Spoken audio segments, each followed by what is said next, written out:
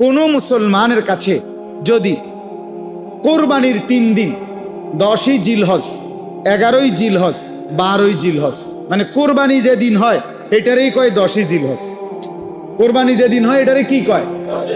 এটা এই দিন তার পরের 2 দিন, এই 3 দিনের ভিতরে চলাকালীন অবস্থায় প্রথম দিন সকাল থেকে মানে কোরবানির দিন ভোর থেকে তৃতীয় দিন সন্ধ্যা পর্যন্ত যদি কোনো ব্যক্তির কাছে 52.5 ভরি রূপার দাম সমপরিমাণ টাকা, তার নিত্য প্রয়োজনীয়, ওই যে কইলাম বাজার, ওষুধ, বই, খাতা কলম, গ্যাস বিল, বিদ্যুৎ বিল, এগুলোর টাকা ছাড়া, খরচ ছাড়া অতিরিক্ত যদি কারো কাছে 52.5 ভরি রূপার দাম সমপরিমাণ টাকা, পণ্য, মাল থাকে, সম্পদ থাকে, আল্লাহর কসম ওই ব্যক্তির উপরে কোরবানি ওয়াজিব, কোরবানি ওয়াজিব, কোরবানি ওয়াজিব।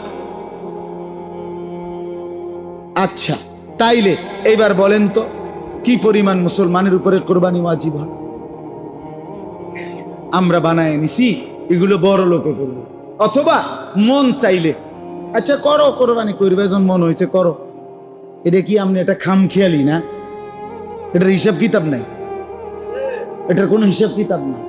মাল সম্পদ আপনি হিসাব করতে হবে না, আপনাকে মাসআলা জানতে হবে না। কথা বলেন না কেন? আমি আপনার উদাহরণ দিই, আপনার উদাহরণ দিই। মনে করেন কোনো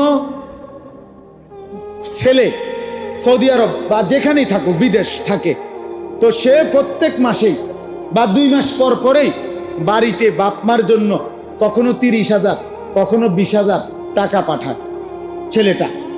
কারণ এখন সামনে কোরবানি, তো এই ছেলেটা বাড়িতে 30,000 টাকা পাঠাইছে ওই বিদেশের ফুত। পাঠানোর পরে এখন এই 30,000 টাকা দিয়া বাপমার নামে 2 শরিক কোরবানি দিছে। ভালো কথা, কোরবানি দিছে, বাপমার কোরবানিও আদায় হয়েছে, তারার কোরবানি দিছে ঠিক আছে। কিন্তু এই ছেলেটা, যে ছেলেটা বিদেশে আছে আজ 2 বছর 3 বছর ধরে, তার কাছে 52.5 ভরি রূপার দাম হইল, সর্বোচ্চ যদি 1,000 টাকা ভরি হয় তাহলে 52,500, আর কখনো কখনো 1200-1300 টাকাও রূপার ভরি হয়, আবার কমেও 700-800 টাকাও হয়। আমি ধরে নিলাম 60,000, ধরে নিলাম কয় হাজার, চূড়ান্ত একেবারে নিখুঁত সংখ্যাটা আপনি দোকান থেকে জেনে নিতে পারবে, 60,000 টাকা। এখন ওই ছেলেটার কাছে, বিদেশে যেই ছেলেটা, তার কাছে তার নিজস্ব ব্যাংকে অ্যাকাউন্টে অথবা যে কোনো মাধ্যমে তার কাছে কি আরো 60, 1 লাখ, 2 লাখ টাকা নাই? তাহলে এই ছেলেটার উপরে কোরবানি ওয়াজিব কিনা? কথা বলেন না? তাহলে তার যে বাপমার নামে কোরবানি দিল, তো এর কোরবানি আদায় হয়েছিনি? তো আমাদের সমাজে কি পরিমাণ মুসলমান এরকম করে? বলেন না কেন? বাপমার কোরবানি না দিলেন আপনি, বাপমার কোরবানি আদায় হইল, কিন্তু এর কোরবানি কই? তাইলে 10 বছরও যদি সে বাবা মার কাছে টাকা দিল, ঠিক আছে, ওদের নামে কোরবানি হইল, কিন্তু এর কোরবানি আদায় হয় নাই, হয় নাই, হয় নাই। নবীজি বলছেন যে কোরবানি সামর্থ্য থাকার পরেও দিল না, ফালা ইয়াকরাবান্না মুসাল্লানা, সে যেন আমাদের মুসলমানদের ঈদগাহে নামাজ পড়তে না আসে। তুই আসবি না, সাবধান, তুই আইবি না বেটা, তোর ঈদের নামাজের দরকার নেই, তুই উঠতেলা, তুই হতার থাক, উড়িস না। কথা বুঝছেন? বলেন।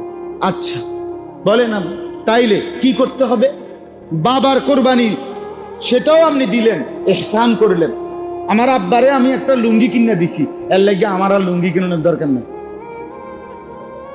ওটা আসে না, লাগতো না লুঙ্গি। তো আমার আব্বারে আমি কোরবানির লেগে টাকা দিছি দেখিয়া আমি আর কোরবানি দিতাম না, এটা কথা হইল? তো আমার আব্বারে যে আমি আগে টাকা দেই, আপনি তো টাকা সবসময় দেন, তাহলে এখনকারটা দিলে আপনারটা বাদ যাবে কেন? কথা বুঝছেন কিনা? তাহলে ছেলের কোরবানি দিতে হবে কিনা আলাদা? বলেন। আলাদা দিতে।